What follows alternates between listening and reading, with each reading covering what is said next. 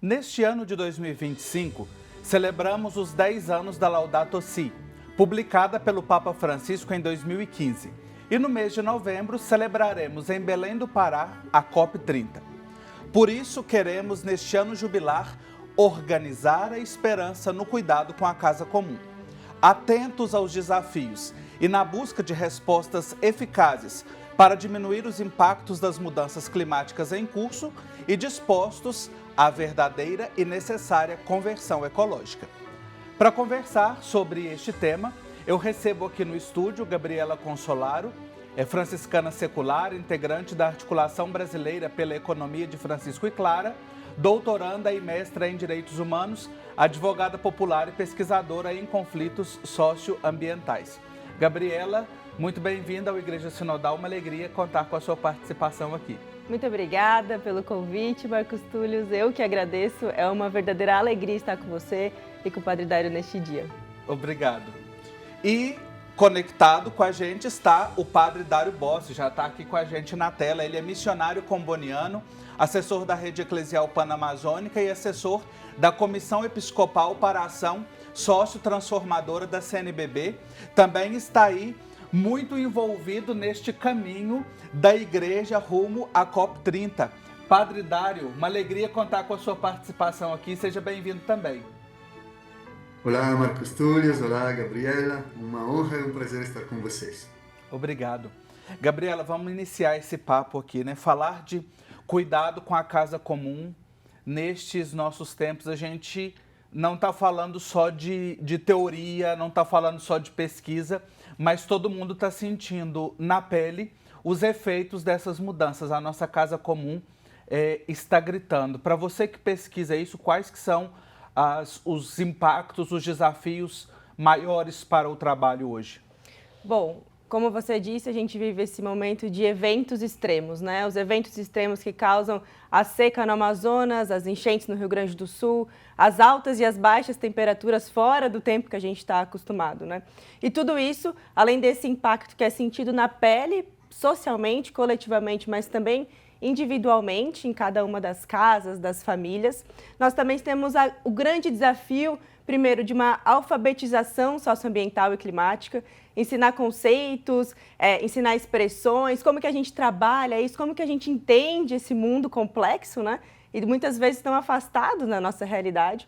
Por outro lado, a mobilização popular, social, mas também política, para políticas públicas, para outras possibilidades que são possíveis, para a gente conseguir caminhar rumo a outras perspectivas de construção social e também eclesial, né? Política, socioeclesial, de cuidado com a casa comum. Interessante, você tocou num tema aqui que depois nós vamos voltar nele, que é dessa alfabetização socioambiental. Mas eu quero puxar aqui o fio com o Padre Dário, porque esses temas todos, Padre Dário, que a Gabriela mencionou aqui, mesmo com a gente sentindo, vendo tudo isso, ainda tem muita gente que diz que isso não é papo de igreja, ou seja, que a gente não deve falar disso, falar de cuidado com a casa comum, com a ecologia integral. Como é que a gente introduz também e abre a nossa mente, o nosso olhar para falar disso no ambiente eclesial e entender que isso é papo de igreja, sim? Olha, Marcos Túlio, Gabriela, há diversas formas de negacionismo.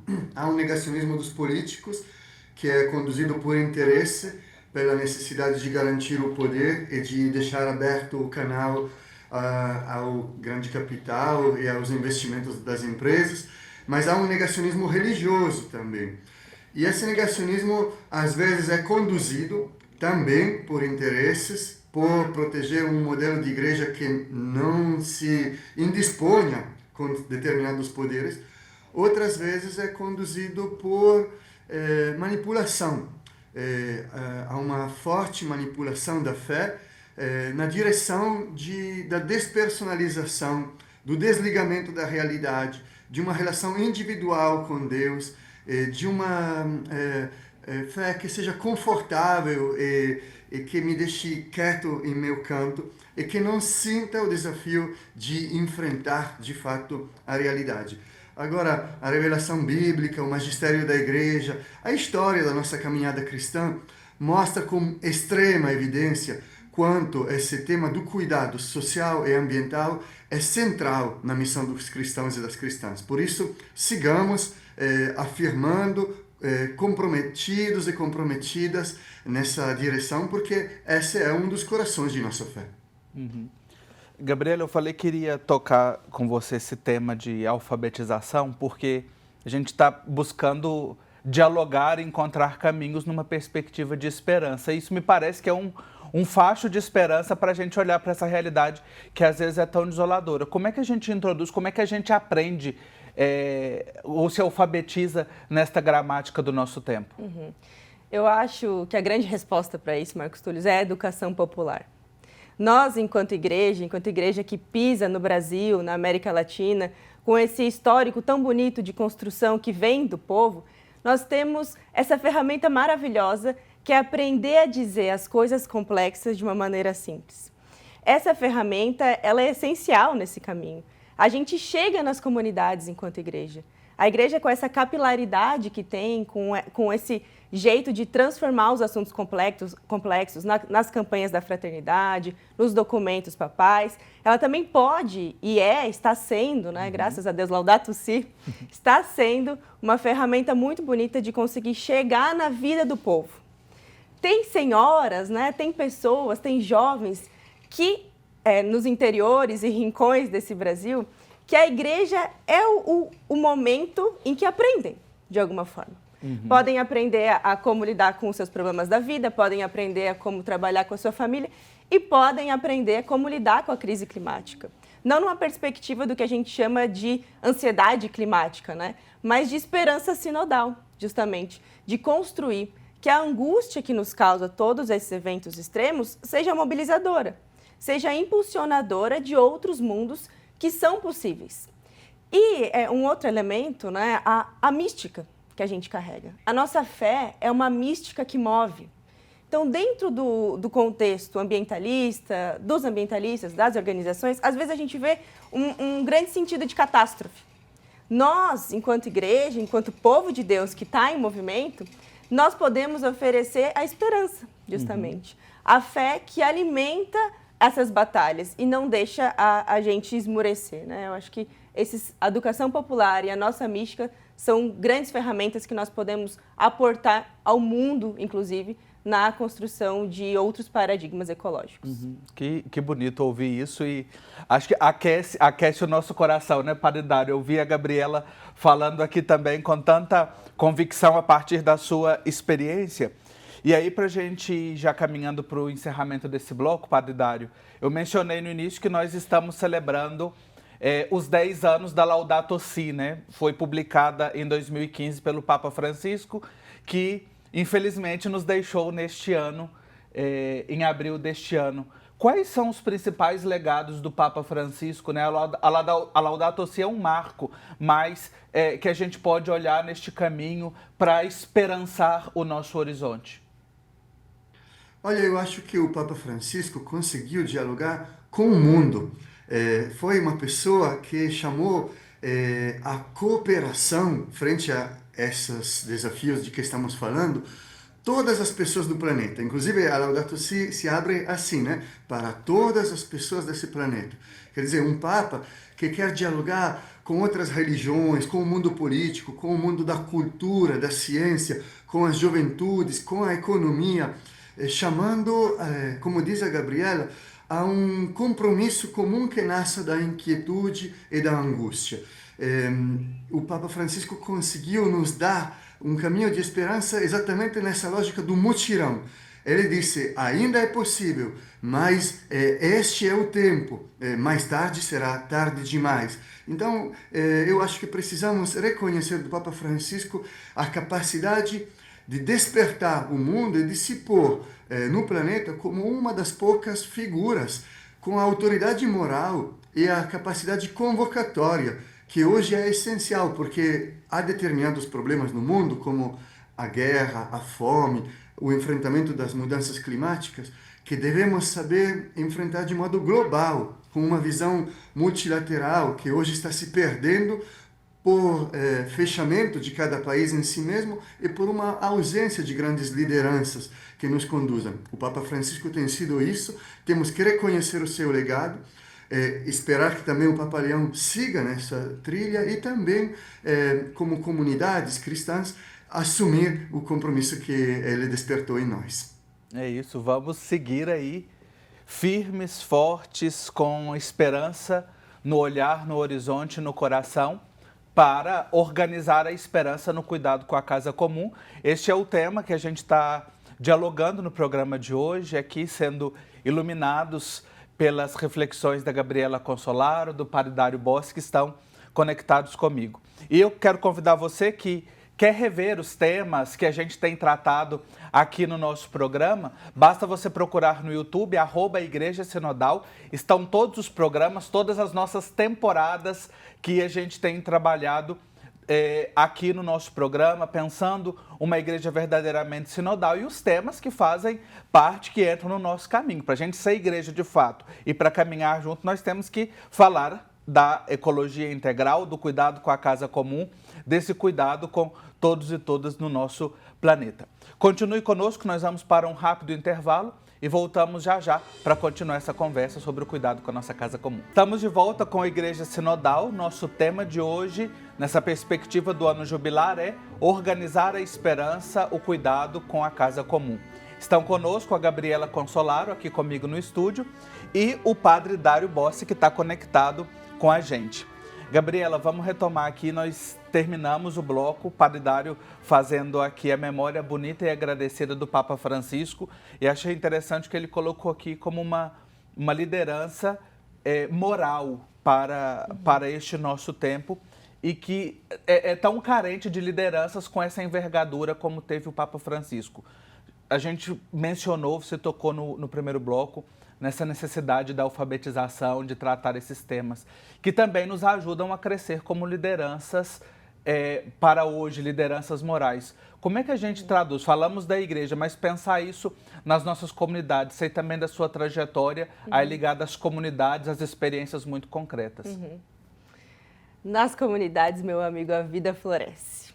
Nas comunidades, tudo que a gente fala aqui entre nós, né, teoricamente, de esperança, do novo amanhecer, de outros horizontes, a gente vê brotar do chão, a gente vê no brilho do olho das pessoas, na mão que se une, nas pessoas que aprendem a construir coletivamente o que é verdadeiramente a esperança, sabe? Eu acho que a boa nova que a gente fala do Evangelho brota na vida do povo.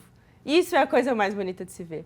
Nessa perspectiva ecológica, a gente tem acompanhado aí nos últimos anos, e eu tenho a graça de animar, né, muitos desses processos, que a gente vê que essa alfabetização ela vem numa perspectiva que é de pensar, mas de sentir e também de fazer com as mãos, né? E nós vemos nessa trajetória, por exemplo, o nascimento de hortas comunitárias na vida de comunidades, de bairros que são, por exemplo, ocupados até, né, que têm uma história de luta e de construção coletiva, mas que estavam desmobilizados, por isso que a gente vem conversando aqui. E por uma horta comunitária se juntam, fazem formação.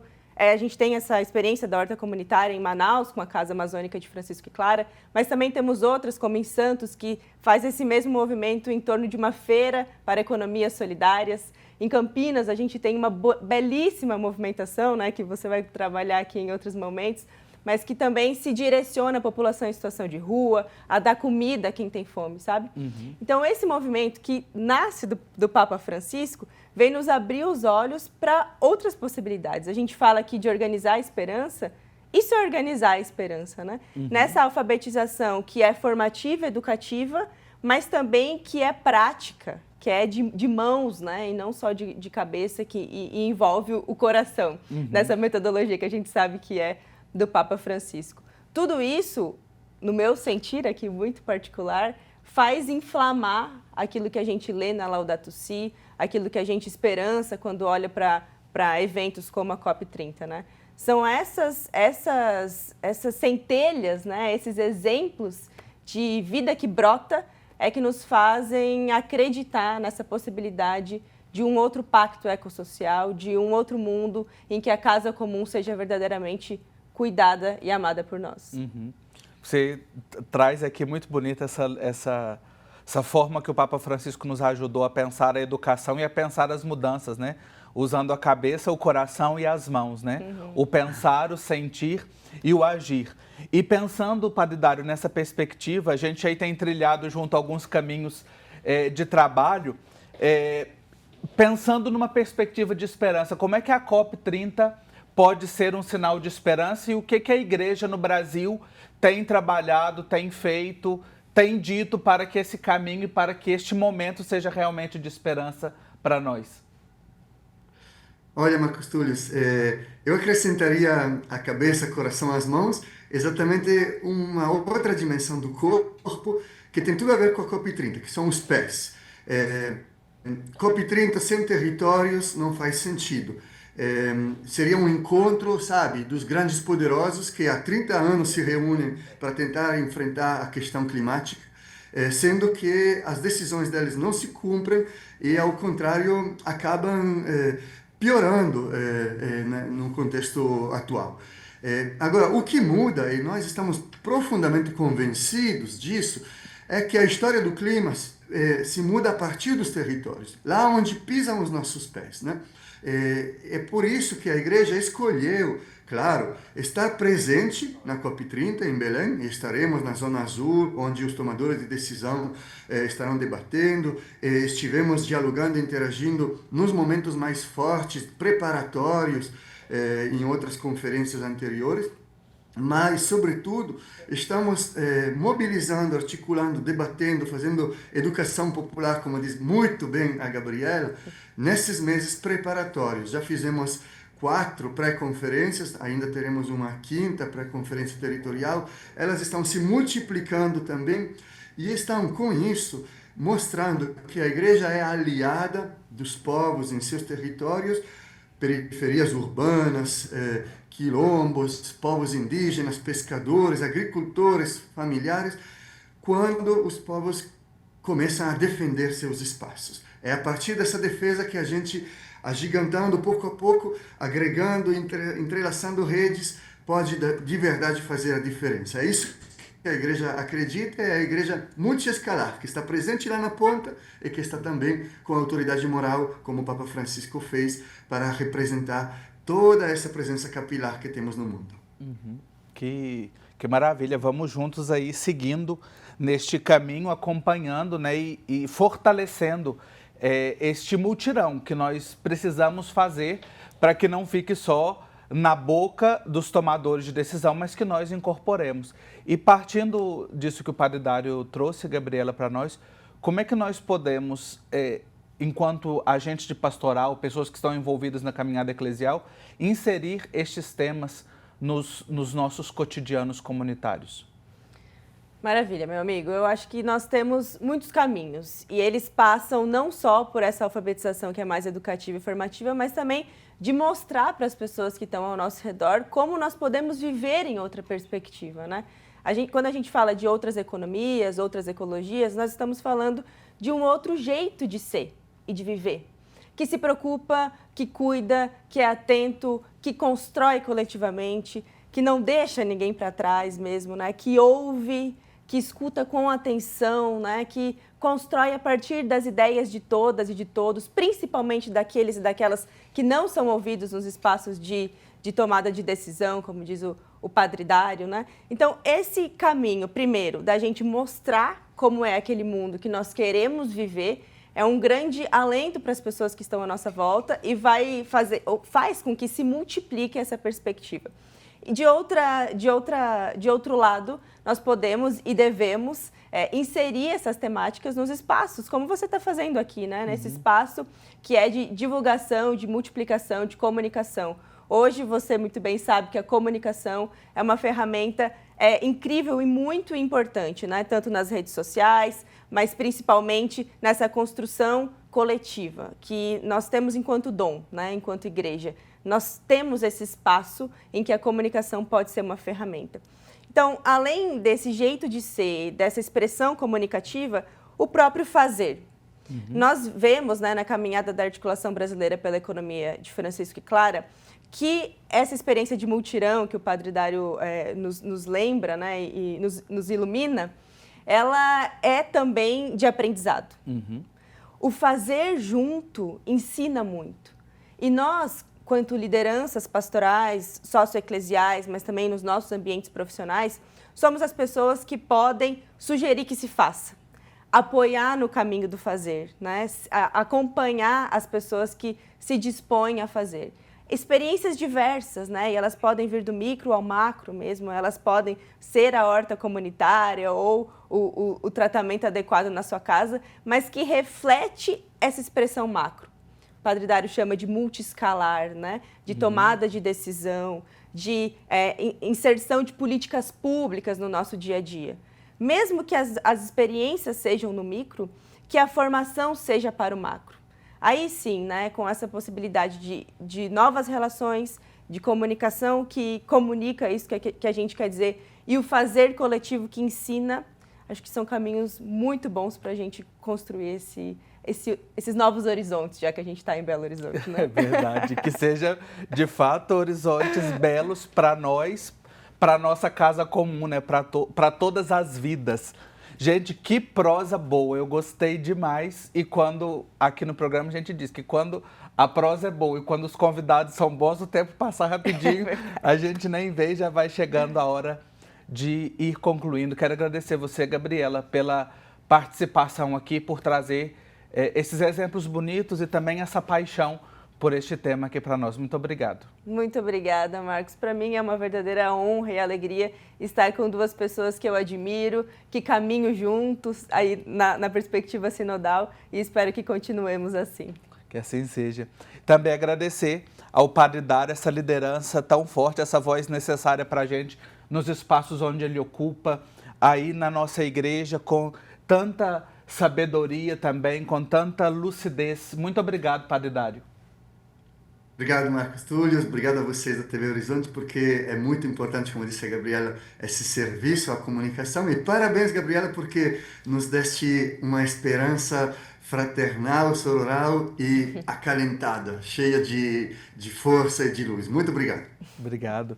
E obrigado a você também que esteve com a gente no programa de hoje, que refletiu e que certamente aprendeu, não é mesmo? Sobre organizar a esperança, mas cuidando da nossa casa comum.